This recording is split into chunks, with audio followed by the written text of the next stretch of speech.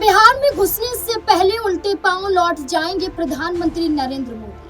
क्या अपने ही प्रधानमंत्री नरेंद्र मोदी की नैया को डुबोएंगे? क्या बिहार में भाजपा की नींव को हिलाने के लिए उतर चुके हैं मनीष कश्यप?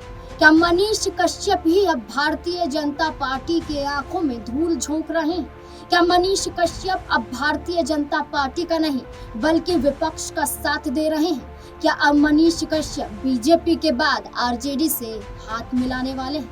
दरअसल मनीष कश्यप जो एक पत्रकार तो हैं, लेकिन अपने बेबाक अंदाज के वजह से जाने जाने से पहले वो जाने जाते हैं उस कथनी को लेकर जो वो बिहार की जनता को लेकर ये तक कहते हुए नजर आए थे कि भाजपा सरकार के जरिए बिहार में बदलाव होगा और भाजपा की सरकार आएगी। लोकसभा चुनाव के मद्देनजर मनीष कश्यप ने भारतीय जनता पार्टी का दामन थामा, लेकिन आलम यह हो गया है कि मनीष कश्यप ने भारतीय जनता पार्टी का साथ छोड़ दिया। इससे पहले दावा किया गया कि मनीष कश्यप ने भारतीय जनता पार्टी का साथ नहीं छोड़ा था, बल्कि मनीष कश्यप को पार्टी से निकाला गया था। मनीष कश्यप अब खुद की ही सरकार की पोल खोल रहे हैं।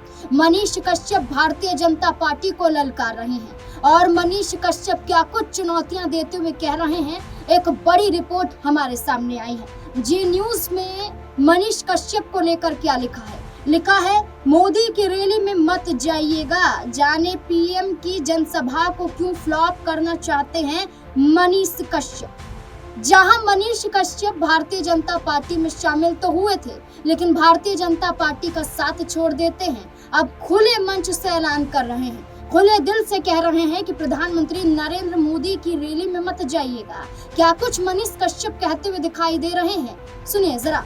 बिहार के रोहतास जिला में विक्रमगंज एक ऐसा जगह है जहां पे 30 तारीख को देश के प्रधानमंत्री नरेंद्र मोदी जी आ रहे हैं। मोदी जी इस देश के अलग अलग राज्यों में रैली करते हैं, सभाएं करते हैं। सबसे ज्यादा भीड़ जो है बिहार में जब सभा करते हैं तो उस समय होता है। गुजरात में जब मोदी जी सभा करते हैं तो उतना भीड़ नहीं होता है। महाराष्ट्र में सभा करते हैं तो उतना भीड़ नहीं होता है। साउथ के राज्यों में सभा करते हैं तो उतना भीड़ नहीं होता है। मोदी जी खुद गुजरात के हैं, लेकिन सबसे ज्यादा भीड़ मोदी जी के सभा में बिहार में होता है। उसके पीछे सबसे बड़ा रीजन ये है कि बसों में भर भर के स्थानीय नेता जो है वो कभी 500, कभी 200, कभी 400, कभी 1000 रुपया के नाम पे जो है लेके चले जाते हैं सभा में। अब जब भीड़ होता है तो मोदी जी को लगता है कि बिहार में सब कुछ चंगा है तभी तो लोग आ रहे हैं उनके रैलियों में भीड़ के रूप में। बहुत बड़ा बड़ा भीड़ आ रहा है, तो फिर क्या दिक्कत है? कोई दिक्कत नहीं है, तभी तो लोग मोदी जी को सुनने जा रहे हैं। आखिर वो रिकॉर्ड जो है गुजरात में क्यों नहीं बन पाता है? क्यों नहीं बनता है? गुजरात में उतने सारे लोग क्यों नहीं जाते हैं मोदी जी को सुनने, जबकि मोदी जी गुजरात के ही हैं, वहां के सीएम भी रहे हैं 12 साल, 3 बार सीएम रहे, उसके बाद से देश के पीएम हैं। लेकिन आप उठा के देख लीजिए मोदी जी का 10 बड़ा रैली, तो 10 में से 10 बिहार का होगा, जनसंख्या के हिसाब से, पॉपुलेशन के हिसाब से, जब मतलब कि उस रैली में जो लोग भीड़ लगाते हैं उस हिसाब से सबसे ज्यादा भीड़ जो है बिहार में होता है। अभी विक्रमगंज में भी होने वाला है। ऐसा कहा जा रहा है कि 5 लाख लोगों की भीड़ आएगी, 7 लाख लोगों की भीड़ आएगी, 10 लाख लोगों की भीड़ आएगी। जब 10 लाख लोग, 5 लाख लोग, 7 लाख लोग, 2 लाख लोग या 1 लाख लोग ही, अब 1 लाख लोगों की भीड़ आएगी तो 5 लाख तो लोग बोल ही देता है नेता लोग।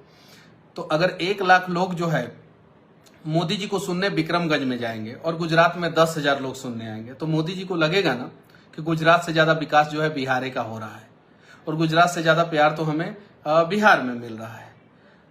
तो फिर उन्हें तो कुछ करने की जरूरत है नहीं, वो सब कुछ जो है बिहार के नेताओं के जिम्मे छोड़ देते हैं।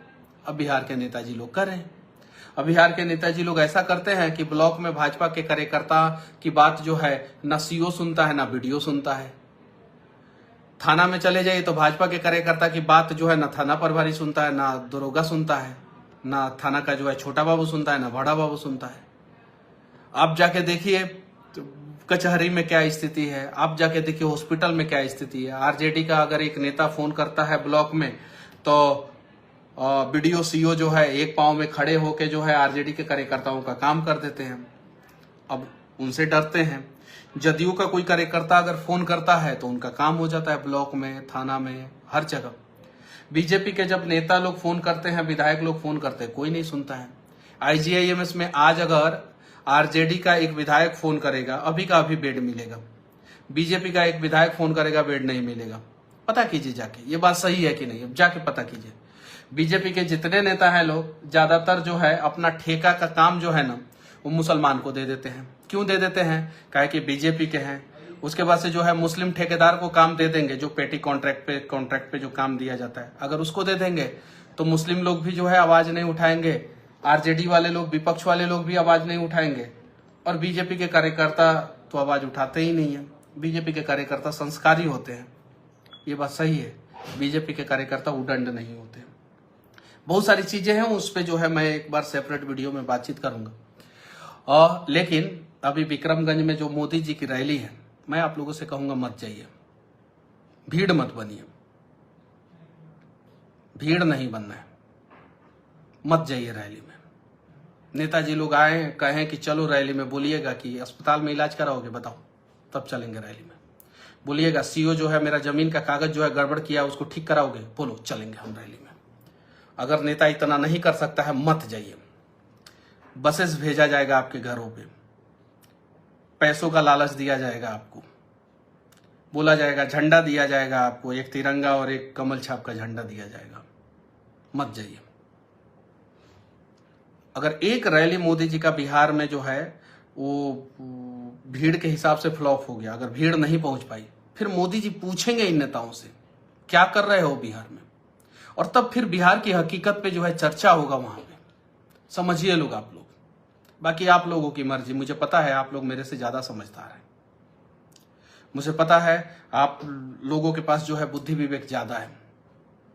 लेकिन देश के प्रधानमंत्री आ रहे हैं विक्रमगंज में, और इसके पहले मधुबनी में भी आए थे, इसके बाद भी आएंगे अलग अलग जगहों पे। घोषणाएं होगी, योजनाओं का लाभ की बात होगी, सब कुछ होगा।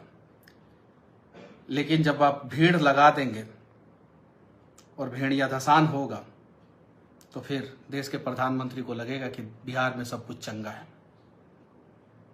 पटना एयरपोर्ट का उद्घाटन होगा, टर्मिनल बिल्डिंग का, रनवे नहीं बढ़ रहा है। दुनिया का सबसे टफेस्ट लैंडिंग जो है पटना एयरपोर्ट पे होता है, नहीं बढ़ रहा है रनवे, लेकिन टर्मिनल बिल्डिंग बना दिया गया। रनवे, जिस रनवे को बढ़ाना था उस रनवे को नहीं बढ़ाएगा। अगर रनवे को ठीक ठाक से बढ़ाया जाएगा, अगर 400-500 मीटर भी बढ़ा दिया जाए, 500 मीटर, तो जो है वहां पे ठीक ठाक एयरपोर्ट हो जाएगा। सबसे टफेस्ट लैंडिंग होता है पूरे भारत में, सबसे टफेस्ट लैंडिंग होता है पटना एयरपोर्ट पे, आप जाके पता कीजिएगा। रनवे को बढ़ाने के लिए स्वास्थ्य मंत्री का बिल्डिंग भी तोड़ देना पड़ेगा, वो भी जो है एयरपोर्ट के अंदर में आ जाएगा, वो भी एयरपोर्ट के अंदर में आ जाएगा। तो बहुत सारी चीजें हैं, रनवे नहीं बढ़ाया जा रहा है, टर्मिनल बिल्डिंग। सुना आपने, मनीष कश्यप ने साफ तौर पर यही कहा कि बिहार में जो स्वास्थ्य व्यवस्था है वो इतनी बद से बदतर हो चुकी है, इस पर संज्ञान नहीं लिया जाता है। आरोप लगाते हैं कि सदर अस्पताल में इलाज सही तरीके से नहीं होता है। आरोप लगाते हैं कि रेफर हॉस्पिटल में सिर्फ लोगों को रेफर ही किया जाता है, और ट्रॉमा नहीं मिलते हैं, एम्स में बेड नहीं मिलते हैं।